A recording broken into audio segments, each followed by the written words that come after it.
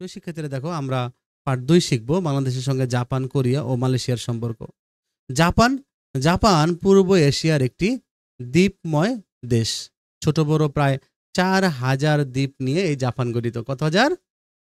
4000 দ্বীপ এখানে আছে। তাহলে চিন্তা করছো একটা রাষ্ট্র আমাদের এক সেন্ট মার্টিন নিয়ে এত মাতামাতি, অগর দেশে 4000 দ্বীপ আছে জাপানে। দ্বীপ রাষ্ট্রই বলা চলে। এর মধ্যে প্রধান 4টি দ্বীপ হলো কি? প্রধান 4টা দ্বীপ হলো কি? যে হোক্কাইডো, হনশু, শিকোকু, কিউশু, এগুলো মানে জাপান সাগর আর হলো পূর্ব চীন সাগর।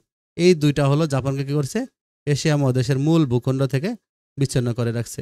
দেশটির রাষ্ট্রীয় নাম হলো কিংডম অব জাপান। স্থানীয় নাম হলো নিহন বা নিপ্পন। স্থানীয় নাম কি? নিহন বা হলো নিপ্পন, ওদের ভাষা বলে নিহন, কিন্তু ওর রাষ্ট্রীয় নাম হলো কিংডম অব জাপান। এর রাজধানী হলো টোকিও। রাজধানী কি? জাপানের রাজধানী টোকিও। এশিয়া মহাদেশের একেবারে পূর্ব প্রান্তের দেশ। জাপানকে তাই সূর্যোদয়ের দেশ বলা হয়। দেশটির আয়তন প্রায় 3,77,708 বর্গ কিলোমিটার। দেখো বাংলাদেশের চেয়ে প্রায় তাও 3 গুণ। আর লোক সংখ্যা তবে জন কম, 12,65,34,536 জন। জাপানের শতকরা 99% মানুষ জাপানি ভাষায় কথা বলে। এদেশের শিক্ষার হার 100%, এবং মাথাপিছু আয় হলো, দেখো 100% শিক্ষিত। চিন্তা করছো, সবাই শিক্ষিত। মাথাপিছু আয় হলো 37,600 মার্কিন ডলার। শিন্টো জাপানিদের জাতিগত ধর্ম। জাপানিদের জাতিগত ধর্মের নাম কি? শিন্টো। আর মাথাপিছু আয় কত? 37,600 মার্কিন ডলার। আর আমাদের এগুলো কত? 2000 নাকি? তাও সন্দেহ আছে 2000 কিনা। জাপানের জলবায়ু নাতিশীতোষ্ণ মণ্ডলীয়। এখানকার উত্তর পূর্বাঞ্চলে মৌসুমী জলবায়ুর প্রভাব স্পষ্ট। গ্রীষ্মকালে দেশটির আবহাওয়া আর্দ্র থাকে এবং শীতের তীব্রতা কম। কৃষিপণ্যের মধ্যে উল্লেখযোগ্য হলো কি? দেখো এখানে কিন্তু ধান, গম, বার্লি, সয়াবিন, মিষ্টি আলু, আখ, বিট, আপেল, আঙ্গুর ইত্যাদি। জাপানের প্রধান শিল্প হচ্ছে লোহা, ইস্পাত, ইলেকট্রনিক সামগ্রী, জাহাজ ও গাড়ি, নির্মাণ, বস্ত্র, কলকবজা, ঔষধ, বৈদেশিক সামগ্রী এবং ভারী যন্ত্রপাতি তারা উৎপাদন করে, বড় বড় যন্ত্রপাতি। এই জন্য কিন্তু এত উন্নত, কারণ শিল্পে যারা উন্নত তারাই কিন্তু উন্নত। শিল্পে জাপান বিশ্বের শীর্ষ স্থানে রয়েছে। এদের অর্থনীতির মূল চালিকা শক্তি কিন্তু কি? শিল্প। দেশের অর্থনীতির মূল চালিকা শক্তি শিল্প। দেশটিতে প্রচুর খনিজ সম্পদ রয়েছে। উল্লেখযোগ্য হলো এখানে প্রাকৃতিক গ্যাস, কয়লা আছে, তারপর হলো যে লোহা, ম্যাঙ্গানিজ, তারপর হলো তোমার পেট্রোলিয়াম, সীসা, সোনা, রূপা, এগুলো আছে। তারপর জাপানে 6 থেকে 15 বছর বয়স পর্যন্ত ছেলে মেয়েদের শিক্ষা বাধ্যতামূলক। বাংলাদেশের সাথে জাপানের সম্পর্ক বরাবরই অত্যন্ত বন্ধুত্বপূর্ণ। অত্যন্ত বন্ধুত্বপূর্ণ বললে কোন দেশের সাথে সম্পর্ক? জাপানের। প্রিয় দেখো যে কোনো একটা দেশের ক্লু দিবে তোমাকে, পরে ওই দেশ সম্পর্কে বর্ণনা লিখতে হবে। এখানে প্রশ্নগুলো এভাবে আসে। আর যারা এই চ্যাপ্টার থেকে প্রশ্ন লিখতে চাও না তারা এমসিকিউ পড়বা। বাংলাদেশের রাস্তা, ব্রিজ নির্মাণ শিল্প উন্নয়নের প্রধান সহযোগী। আমাদের দেশে যে যমুনা সেতু আছে, এই যমুনা সেতু কিন্তু হলো কি? জাপান করতে সহযোগিতা করেছে। এদেশের সাথে জাপানের বাণিজ্যিক সম্পর্ক রয়েছে।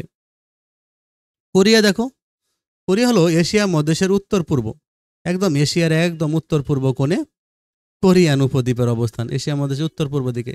এটি উত্তর থেকে দক্ষিণ দিকে প্রসারিত, লম্বা একটা দেশ, একদম উত্তরে শুরু, দক্ষিণ দিক পর্যন্ত। উত্তর হতে দক্ষিণাঞ্চলের দূরত্ব প্রায় 1000 কিলোমিটার। উত্তর থেকে দক্ষিণের দূরত্ব 1000 কিলোমিটার। উত্তর দিকের সীমান্তের অধিকাংশই চীনের সাথে, তবে চীনের সাথে তাদের সীমান্ত রয়েছে, এবং কিছু অংশ রাশিয়ার সাথে। তার মানে রাশিয়া এবং চীনের সাথে পড়ছে, তো এই জন্য রাশিয়া চীন কিন্তু দেখবা যে অস্ত্র এগুলো উৎপাদনে কখনো বাধা দেয় না অন্য দেশকে। কিন্তু আমেরিকার আশপাশে পড়লে তাহলে দেখতে যে কিছুই করতে পারতো না। কিন্তু রাশিয়ার পাশে আবার চীনের পাশে আমেরিকা এই জন্য মাতামাতি করতে পারে না। এই জন্য এই সুযোগটাকে কাজে লাগাইয়া পারমাণবিক বোমা বানিয়ে ফেলছে। এখন আর কেউ ওদের উপরে মাথা ঘুরাইতে পারে না। তো ওদের যে একটা পাগলা বাবা আছে, তো ও কিন্তু একদম মাথা নষ্ট। তোমরা জানো মাঝে মাঝে কি করে? মাঝে মাঝে জাপানের উপর দিয়া মিসাইল মারে সাগরের মধ্যে। দ্বিতীয় বিশ্বযুদ্ধের পরে কোরিয়া 2 ভাগে বিভক্ত। তবে যে যাই বলুক না কেন, ও কিন্তু লোকটার কিন্তু ইসলামের প্রতি ভালোবাসা আছে, এবং ওই লোকটা কিন্তু মুসলিমদের অনেক ভালোবাসে। এছাড়াও কিন্তু দেখবা যে ওর অনেক আবেগ আছে, আবেগ।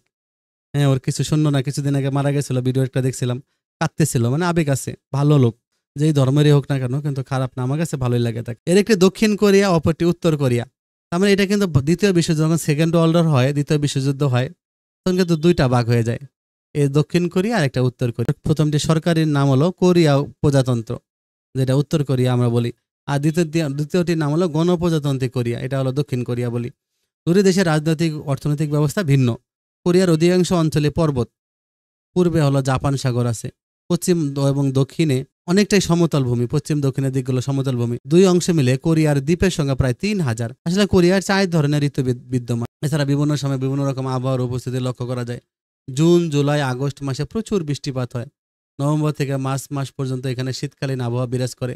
কোরিয়ার কৃষিপণ্যের মধ্যে হলো ধান, বার্লি, বাঁধাকপি, আপেল, আঙ্গুর, তামাক প্রভৃতি।